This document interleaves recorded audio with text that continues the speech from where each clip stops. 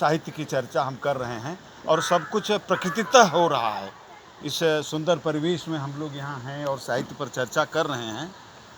आपने कहा कि इसको और नेचुरल बनाने के लिए माला और शाल ये सब नहीं रखा गया, लेकिन उसके बावजूद भी हमारी आदतें हैं ना, हम कहीं ना कहीं अप्राकृतिक होते रहते हैं जो शहर में करते हैं। अध्यक्ष और मुख्य अतिथि और विशिष्ट अतिथि हम बना ही दिए आखिर में चलकर। ये भी नहीं होना चाहिए था। यहाँ पत्थर है, पेड़ हैं, पौधे हैं, झरना है, सब अपनी जगह पर हैं, सबका अपना बराबर वो है, अस्तित्व है इस प्रकृति में। इसीलिए हम जैसे हैं इसी प्रकृति की तरह रहे होते तो मैं उतनी देर तक मैं तो अपने को पत्थर की तरह ही मान करके चल रहा था और वो हूँ। एकदम ग्रेनाइट के पत्थर हैं सर। संस्कृत के एक विद्वान ने अध्यक्ष शब्द की बड़ी अच्छी परिभाषा दी थी। अ माने नहीं, धी माने बुद्धि, अक्ष माने दृष्टि, आँख, अधी अक्षी। वो अध्यक्ष बन के बैठा दिया गया, इसलिए मैं उस रूप में भी नहीं हूँ। लेकिन भाई उमेश जी, सचमुच उमेश जी के लेखन पर, उमेश जी के जो साधना चल रही है लेखन पर, उस पर हम सबको गर्व है। मुझे और इस रूप में कि मैं जिस शिक्षण संस्था से पढ़ा वहाँ उमेश जी भी पढ़ते बहुत सारे लोग हैं, बहुत सारे लोग पढ़े होंगे, लेकिन हमारी और उमेश दोनों जी की ससुराल भी उदय प्रताप कॉलेज ही रही है। क्या इसलिए और थोड़ा घनिष्ठ संबंध है। और क्या समझ रहे हैं, क्या समझ रहे हैं? पूछ लीजिएगा। तो इसके यह बात मैं उमेश जी के लेखन से और उमेश जी के पास जो प्रतिभा थी एक विद्यार्थी काल में, जिस तरह से शिव प्रसाद जी से के सानिध्य में रह करके जो इन्होंने कथा लेखन का वह मूल बीज तत्व प्राप्त किया था, एक अद्भुत प्रतिभा थी। हो सकता है कि उमेश जी अगर बनारस जैसे शहर में या और कहीं बड़े शहर में रहते तो किसी विश्वविद्यालय के प्रोफेसर हो गए होते, किसी कॉलेज के हो गए होते। लेकिन मैं कभी कभी सोचता हूँ कि अच्छा है कि नहीं हुए, शायद वहाँ रहे होते तो जो आज ये कर रहे हैं वो नहीं, कुछ न कर पाते। चंदौली जनपद को गर्व होना चाहिए कि वहाँ एक ऐसा रचनाकार है जिसने कि एक पूरी ललित निबंध की जो परंपरा, जहाँ से हम नाम लेते हैं हजारी प्रसाद द्विवेदी और विद्यानिवास जी और विवेकी राय और कुबेरनाथ राय से होते हुए, वह संख्या हमारी अंगुलियों पर उमेश प्रसाद सिंह तक पहुँच रही है। और इस महाभारत और रामायण दोनों हमारे उत्स हैं, उद्गम स्थल हैं कथा के। आप संस्कृत साहित्य में देखें, जितने महाकाव्य, खंड काव्य लिखे गए, शिशुपाल वधम, किरातार्जुनीयम, सबका स्रोत रहा है महाभारत रहा है। और बाद में चल कर के हिंदी में भी हम कहें नाम लिया गया यहाँ रामधारी सिंह दिनकर का, और भी बहुत सारे लोगों ने लिखा। और जिनको ज्ञानपीठ जिन रचनाओं को मिला उसमें संजय जी ने नाम लिया था कि मृत्युंजय शिवाजी का, इसके बाद फिर और ययाति उपन्यास जो लिखा गया, ऐसे श्रेष्ठ उपन्यास पात्रों को लेकर के लिखे गए।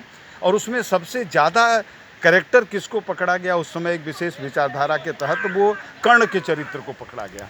डॉक्टर बच्चन सिंह ने सूतो वा सूतपुत्रो वा, कर्ण की आत्मकथा मनु शर्मा ने, कई लोगों ने लिखा। इस तरह का नरेंद्र कोहली का आपने नाम लिया, उन्होंने भी। तो यह कहने का अर्थ यह है कि उस मिथ को, उस कथा को, उस पूरा कथा को लेकर के एक अलग दृष्टि देना। अगर उसी कथा को आप दोहराएंगे तो वह रचनाशीलता नहीं हो सकती है, उसमें कहीं ना कहीं आपको उस कथन का अतिक्रमण करना होगा। इसीलिए उमेश जी का यह नाम हस्तिनापुर एक्सटेंशन हमें चौंकाता है, लेकिन हमें लगता है कि यह भी एक अतिक्रमण करते हैं, जहाँ तक नहीं सोचा गया है उसके पार।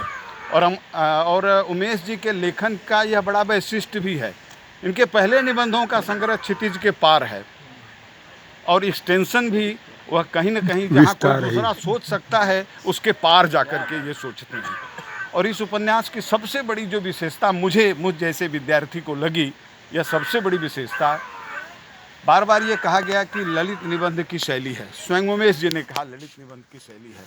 मैं इसके थोड़ा सा और आगे बढ़ के कहूँगा, एक ऐसी विधा थी जो राय कृष्णदास जी के पास विकसित नहीं हो पाई, रवींद्रनाथ टैगोर से चल के हिंदी में आई थी। वह विधा है गद्य गीत की विधा। यह पूरा उपन्यास गद्य गीत की विधा का श्रेष्ठ उदाहरण है। एकदम सही। प्रतिरोध अंधा है, क्या बात ये है, क्या है, कविता है, ये गद्य गीत है। तो पूरा उपन्यास गद्य गीत, आप इसको सूत्र शैली में कहें, सूत्र शैली वैचारिक निबंधों की एक महत्वपूर्ण शैली हुआ करती है। लेकिन इस गद्य गीत की विधा में उमेश जी ने कुछ ऐसे प्रश्नों को उठाया है। एक आपने कहा, उस पर अंतिम बात कहूँगा, समय का मुझे पूरा ध्यान है, और अंतिम बात ये कहूँगा कि उमेश जी ने कहा कि ये मिथकों को बहुत छेड़छाड़ करने की ज़रूरत इन्होंने नहीं समझा है, लेकिन उन मिथकों को आपने ज्यों का त्यों रखा है। लेकिन मुझे एक पाठक के रूप में लगा कि नहीं, कहीं ना कहीं आप अपनी दृष्टि से, क्योंकि अगर मिथकों को ज्यों का त्यों रख देंगे ना, तो फिर तो वो वही का वही हो जाएगा, उसमें क्रिएटिविटी कहाँ से आएगी? वो तो आएगी ही। लेकिन अगर जैसे शुरू का एक अंश जिसकी बात करूं, अगर मत्स्यगंधा सुगंधा लगती है तो ये तो मिथक है, खोलना पड़ेगा। जब व्यक्ति कामांध होता है तो मत्स्यगंधा सुगंधा लगेगी ही।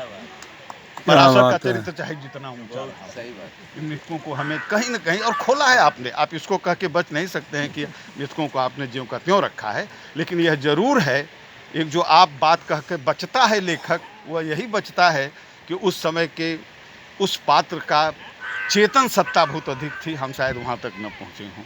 यह जहाँ तक भी सही है, लेकिन यह उपन्यास बड़े सारे सवालों को, और मुझे एक कैरेक्टर जो आपके भीष्म और द्रौपदी और गंगा की बात हुई है, मुझे तो गांधार नरेश शकुनी का चरित्र इसमें बहुत अधिक खुल के आया है, खोला है लेखक ने, उसके कैरेक्टर एक नया अर्थ दिया, एक नया अर्थ दिया है। और रचनाकार की आपका चरित्र चूंकि है और आपके साथ रहता हूँ ना, इसलिए वो पसंद आया है। तो शकुनी का जो प्रतिशोध है वो कहीं ना कहीं है, नहीं पसंद की बात नहीं है, उसके कहने का अर्थ है मेरे कि एक नया अर्थ दिया है। मैं इस अवसर पर उमेश जी को सचमुच ये उपन्यास और अधिक मांग करता है, और जैसा कि संजय जी ने या राम प्रकाश जी ने तय किया है कि उमेश जी की रचनाओं पर, इनके संपूर्ण लेखन पर एक पत्रिका का प्रकाशन होगा, मैं उसके लिए आप सभी लोगों को साधुवाद देता हूं, उमेश जी को बधाई देता हूं, और इसके आयोजनकर्ता आदरणीय वर्मा जी को, भैरव जी को, और जो लोग यहाँ सब हम लोगों को ले आए हैं, उन सभी लोगों के प्रति बहुत बहुत आभार। और आर्य जी तो 2 जनपद संभाल रहे हैं, आपको बहुत धन्यवाद। बहुत बहुत धन्यवाद अध्यक्ष जी। एक गलती हो गई है, एक भूल सुधार की अनुमति चाहता हूँ अध्यक्ष जी से। मैं अपने आवाहन में आदरणीय कविंद्र जी को नहीं बुला पाया था। नहीं थोड़ा वो कर लीजिए, वहीं से बोल दीजिए, वो शब्द अगर अनौपचारिक हो जाएगा। तो आपका एक अरे सब लोग सर की इच्छा है कि अनौपचारिक रहता तो आप औपचारिक सब देखिए, वहीं से बोल दीजिए। हाँ, अनौपचारिक रूप से ही बोल दीजिए। बैठ के ही बोल दीजिए। मानस में एक चौपाई में बैठे बैठे सोच रहा था, श्रोता वक्ता ज्ञान निधि कथा राम के गुण, समझ